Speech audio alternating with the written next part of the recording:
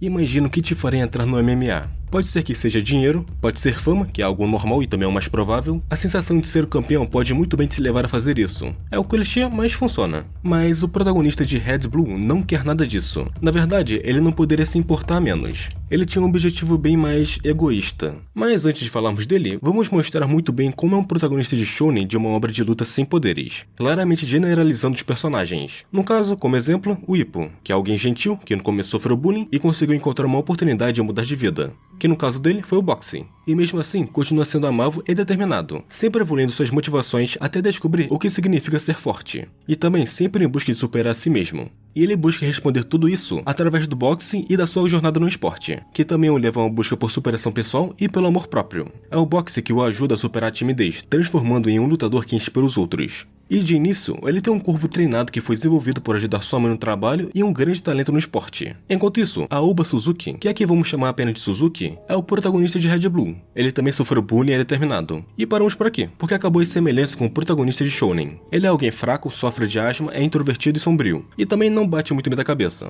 Ele é um literal personagem de fundo que é mostrado logo no começo sendo vítima de bullying. Enquanto isso, a motivação dele é Kenshi Akazawa, que é alguém forte, amado por todos, um prodígio do MMA e genuinamente um cara legal até demais. Basicamente é um protagonista shounen, e o Suzuki odeia ele. Esse ódio dele aparece logo no primeiro capítulo, quando o Suzuki tenta socar o Kenshin. Só que como ele é um lutador que treina faz anos e está no profissional, o Kenshin aqui devolve o soco por instinto. E para piorar pro lado do protagonista, o Kenshi faz daquela reação repentina do Suzuki como se fosse o sonho de alguém que, do nada, decidiu entrar nesse caminho. E é justamente aí que a obra mostra o despertar visual, que depois de ser nocauteado, o sobramento dos olhos do Suzuki muda. Os olhos que antes eram mortos, agora tinham um brilho. Esse olhar morto dele volta outras vezes quando ele está pensando muito ou está imaginando em como derrotar o Kenshin. O detalhe legal aqui é que essa rivalidade deles nasce também muito pela própria personalidade do Suzuki. Como eu disse, ele tem asma e sempre foi muito introvertido, não querendo fazer muitas coisas. Isso fez com que ele não tivesse amigos desde o ensino fundamental, o que faz com que ele odiasse o Kenshi porque ele sempre ia importunar ele quando ele queria ficar quieto. Sua maior determinação então vem do mais puro ódio que ele sente de um cara legal, e é isso que o leva a entrar no MMA.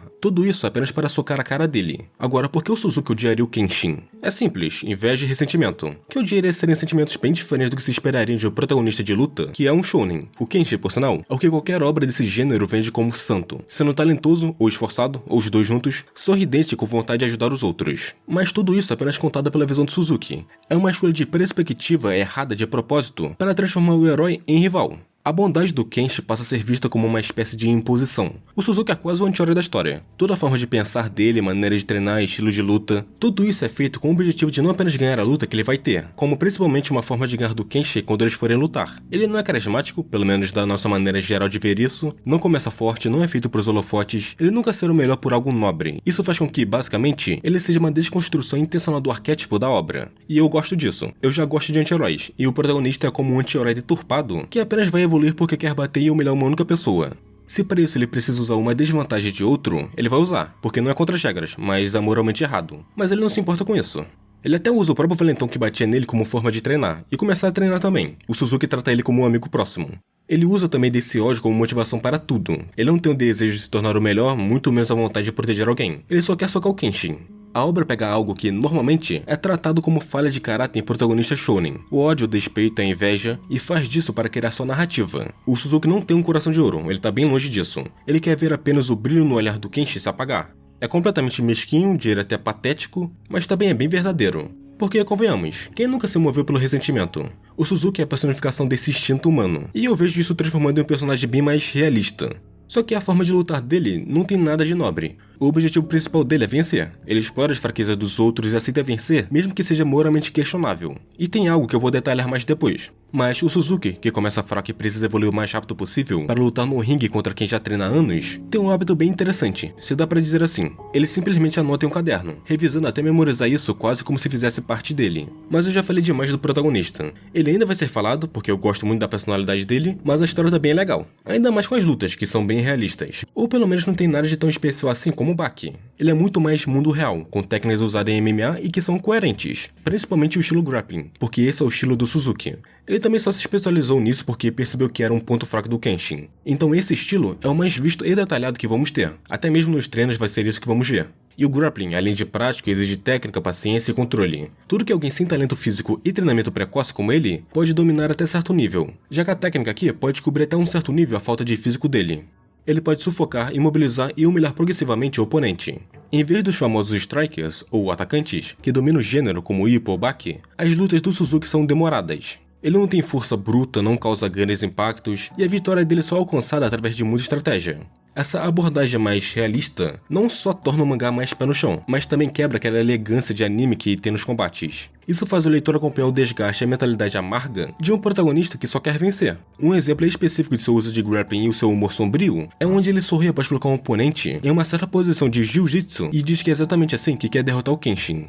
Bom, qualquer um ficaria irritado se visse seu oponente sorrindo satisfeito enquanto de derrota. Mas bem, o Suzuki aprendeu basicamente tudo de grappling com a ajuda do Amashi Wataru, que eu vou chamar apenas de Wataru. Ele se torna basicamente um tipo de mentor pro Suzuki. Ele também é um ex-judoca amador, mas é basicamente o rei da academia deles. Ele usa esse treino como forma de desestressar e já foi um profissional, apesar de ter parado para cuidar da família. Ele acabou virando um assalariado de lá e usando o MMA apenas como hobby. Dá pra dizer que o Wataru é como o universo do Suzuki, ou o final dele. Ele realmente não tem nenhuma outra motivação além de se desestressar nos treinos. É um hobby pesado, porque o cara ainda é uma muralha dentro do ginásio, mas ainda assim, um hobby. E é justamente isso que torna ele um mentor estranho pro Suzuki. Apesar de sim, ele treinar o garoto bem para se tornar quase que um campeão, ele raramente o inspira com discursos sobre superação, igual normalmente um treinador faz. Ele ensina o Suzuki porque perdeu uma aposta com ele e também o enganaram sobre o Kenshin, falando que ele era arrogante e usava da força dele para bulinar os outros e tudo.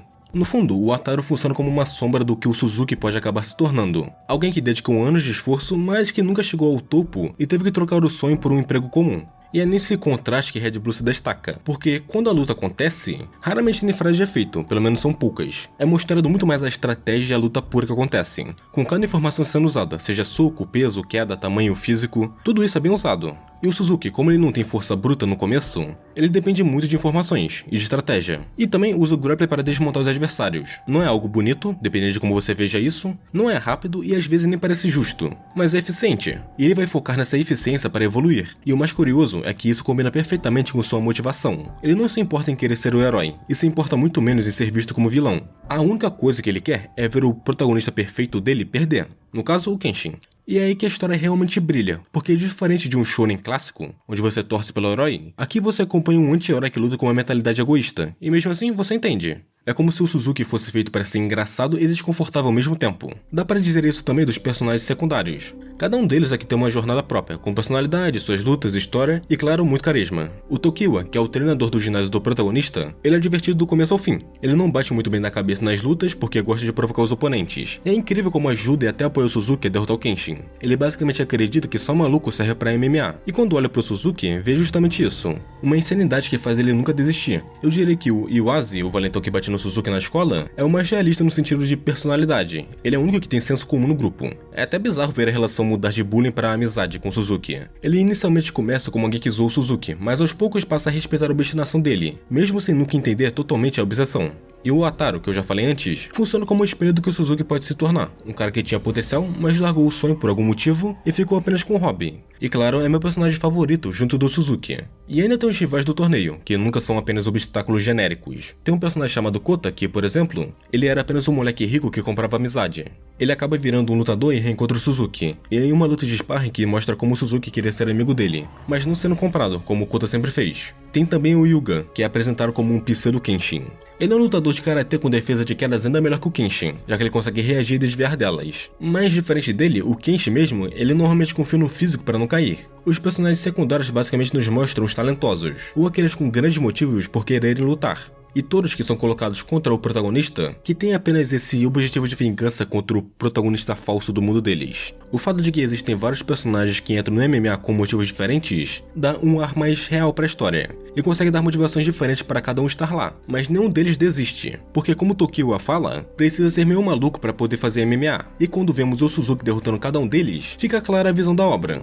Não importa se você tem um sonho grandioso ou um sonho pequeno, ainda assim, dá pra você perder contra alguém que só luta para espancar um cara só. E bem, voltando a falar dele, o protagonista, tem algo que eu quero destacar especificamente, porque eu achei uma característica muito legal do personagem. Como eu disse, o Suzuki anota. Seja golpes que quer aprender, hábitos dos outros, tudo. Essa característica de análise obsessiva e visualização tática é, na verdade, o principal diferencial e a arma mais potente dele em Red Blue. Como ele começa fisicamente frágil, quieto e não é atlético, ele utiliza mais a mente como ferramenta para poder competir no MMA. Em termos simples, o Suzuki externaliza as memórias que ele tem, seja do que ele aprendeu observando ou quer aprender, e aplica essa análise para fazer delas contramedidas para certas situações. Ele é incrivelmente inteligente e analítico na hora de lutar. Ele leva isso a um nível quase que doentio de determinação e raciocínio rápido para o esporte. Isso também o ajuda na sua aprendizagem quase que sobre-humana. O Suzuki possui uma velocidade absurda para aprender movimentos, que vem dessa mania de sempre analisar os movimentos de outros lutadores, resulta em pilhas de cadernos cheios de notas. Ele havia escrito observações sobre todos os movimentos de seu ex-valentão durante os anos de bullying. Essa análise permitiu que desviasse dos ataques do Iwase, mesmo como iniciante, além de também melhorar seus reflexos em geral. Ele chegou a fazer até anotações sobre o Wataru.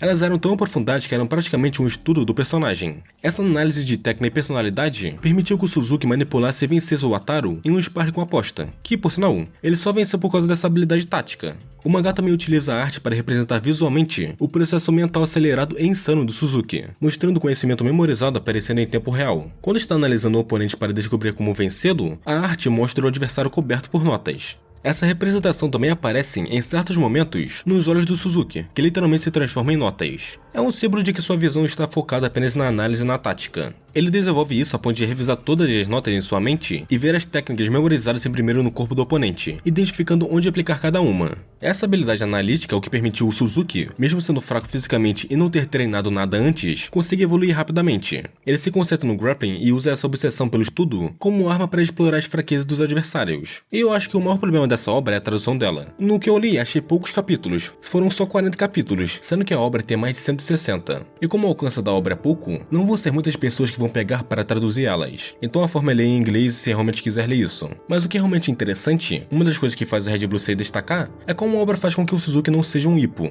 Ele quase que força o leitor a aceitar que motivações feias, seja ódio, inveja ou ressentimento, podem gerar crescimento. Eu até diria que o mangá usa isso para questionar os heroísmos românticos e mostrar o custo de vencer quando o que motivou a vitória é apenas em bater alguém. Tem outros mangás ainda de um estilo parecido que eu ainda não li, mas que eu acabei encontrando enquanto eu fazia esse vídeo, que é o Teppo e All Wonder Meguro. São dois mangás que não têm poderes e, pelo que parece, são feitos de lutas mais técnicas e mais realistas. O Teppo, pelo que parece, tem a mesma lógica da inversão de papéis do protagonista versus rival, apesar que, aparentemente, o protagonista é um gênio puro e o rival aprendeu tudo com trabalho duro e a gente boa. Enquanto isso, o All Wonder Meguro parece ser sobre um garoto chamado Meguro que não tem nenhum tipo de ambição. Ele parece ser um lutador decente, sendo um boxeador decente, um especialista em karatê decente, um artista marcial decente, sendo literalmente um generalista, fazendo MMA apenas por diversão. Parece interessante e eu acho até que vou fazer vídeo disso. Curta, se inscreva, compartilhe, obrigado por assistir e nos vemos em outro vídeo.